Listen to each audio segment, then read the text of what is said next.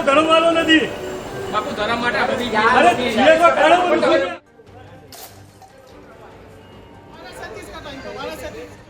અફરાતફરી, ફફડાટ અને ગરમાગરમીનો આ માહોલ અમદાવાદ શહેરના સૌથી મોટા પેલેડિયમ મોલમાં જોવા મળ્યો.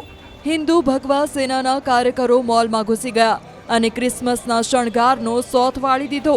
વાવાઝોડાની જેમ ભગવા સેનાના કાર્યકરો ક્રિસમસ ટ્રીને ઉથલાવીને પાડી દીધા. સ્ટાફ સાથે પણ ભારે રકઝક જોવા મળી. यहाँ पे और भी पब्लिक आती है, इसके लिए ये चीज बिल्कुल चलाने में नहीं आएगी.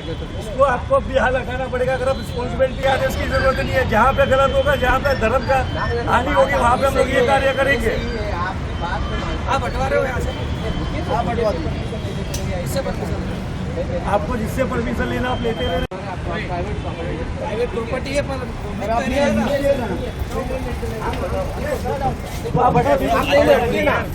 सुनिए ऐसा मत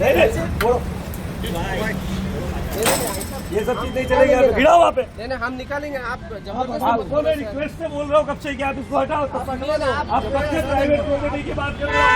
आप हटा दो. ये सनातन को बचाकर आप कैसे लोग तो आप क्यों हाथ लगा रहे हैं? मैं लगाऊंगा, निकालूंगा ना. आप कैसे हाथ लगा रहे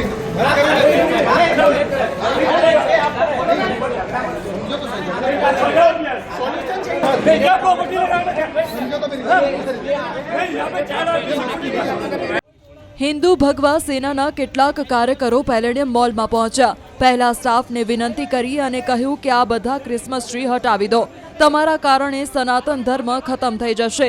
જો કે બાદમાં ઉશ્કેરાયેલા કાર્યકરોએ એક પછી એક ક્રિસમસ ટ્રી ઉથલાવવાનું શરૂ કરી દીધું. હાલ ક્રિસમસના કારણે 31 ડિસેમ્બર સુધી અલગ અલગ ઠેકાણે ક્રિસમસ ટ્રી, સાન્ટાક્લોઝ, લાઇટિંગ સહિતના શણગાર કરવામાં આવેલા છે. આવી જ રીતે પેલેડિયમ મોલમાં પણ શણગાર કરાયેલો હતો.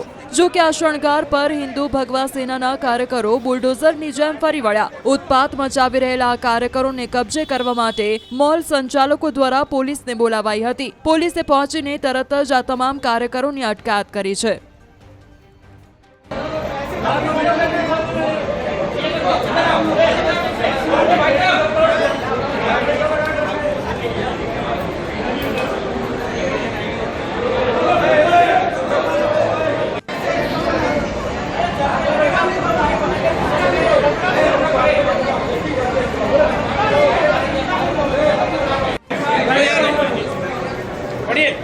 હું તમને શું કહું? મારી વાત આમ તો